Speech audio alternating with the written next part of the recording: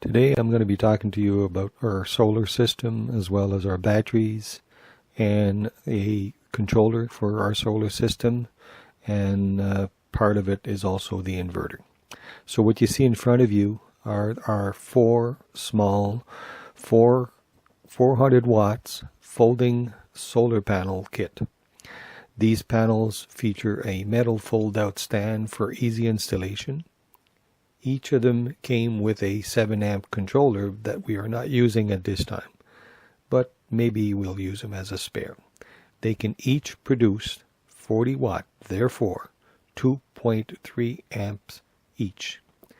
The large panels at the back, they're the Coleman 100 watts crystalline solar panel. This is a high-performing solar panel. The crystalline solar panel increases light absorptions and improve efficiencies. These 100 watt panels are ideal for charging our two 6-volt RV batteries. We can connect multiple panels for more power, and each have a maximum power output of 100 watt, therefore 5.8 amp. What you can see here are our three 100 watt panels with the small bracket at the back that I made to keep them at approximately a 45-degree angle. What you see here is the connection that I use for the panels to connect to the trailer. You can see that the yellow connection here is more or less the reverse of what you would normally see in a house. So I'm using the male connection as part of the wiring that comes from the controller to the panel. On the ground, you can see that orange connection. That's the female connection that's connected to the wiring that goes to the panels. Now, I'm using that because if I was to use the male connection onto the panel, there would be a possibility that the two connections, the positive and the negative, could short out if they were to touch a piece of metal, and therefore could damage my panel. I have therefore switched the connection from a normal outlet to be the reverse from a normal house connection, where the female is in more or less the wall or the extension cord, and the male is in the device. In this case, the female is on the panel, and the male is part A of the control panel. These are my two Trojan T105 batteries that I've put into a new case. The batteries are brand new and are in very good shape. These batteries are supplying us all the power we need to more or less run the TV, the computer, recharge our laptops, run all the lights, run everything we need in the trailer except the microwave. Now I will also show you a little bit about the fuse and the controller that controls the inverter that I'm going to show you a little bit later on. So there's a large fuse that we've put in there.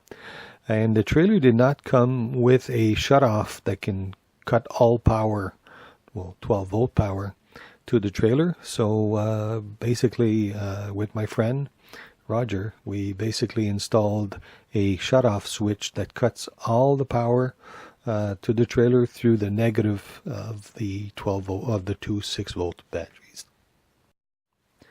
The main shutoff switch is used when we store the trailer. To make sure that nothing drains. First of all, drains the batteries, especially small little items like the carbon monoxide detector or the radio, or small appliances that might be still plugged into 12 volts, and therefore protects my batteries from draining. This is the 1000 watt Motomaster PureSyn Wave inverter. This is what we use to power up the TV, the electronics, any device that would use exactly 120 volt AC power. We do not use it to power, for example, the microwave or any other devices like hair dryers or those types of equipment that requires a lot of power. We also use it to basically recharge toothbrush, camera batteries, razors, and that type of device.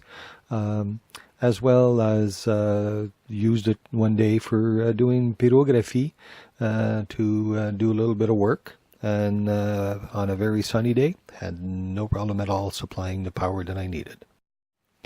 So what you see here is the power bar that we use to connect all our devices. There was even one day that we actually more than one day, that we plugged in our slow cooker that basically cooked our dinner for that evening. Our slow cooker only requires 140 watts, therefore approximately 12 amps. And since the panels can supply on a sunny day about 25 amps, there was no problem at all using it to cook our meal for that day. So what you see here is our 30 amp digital charge controller, also by Coleman, so it matches the system that we are using.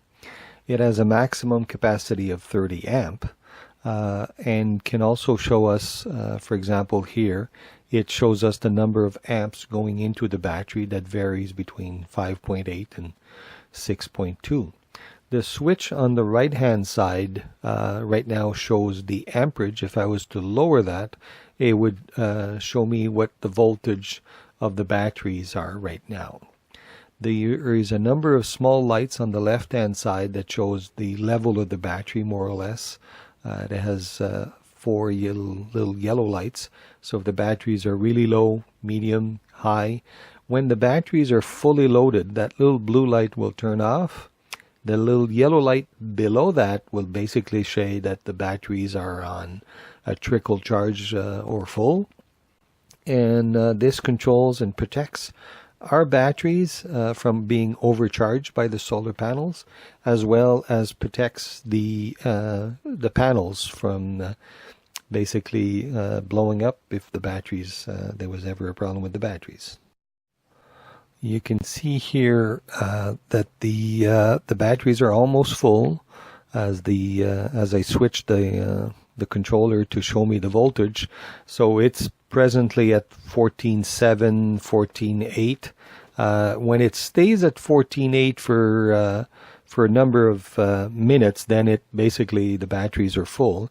It will charge the batteries to 14.8, and once I turn off and basically disconnect the panels, and the batteries will settle down at about 12.8. So 12.8 batteries are fully charged, and more or less at exactly 12.0 or 11.9 they are just about empty.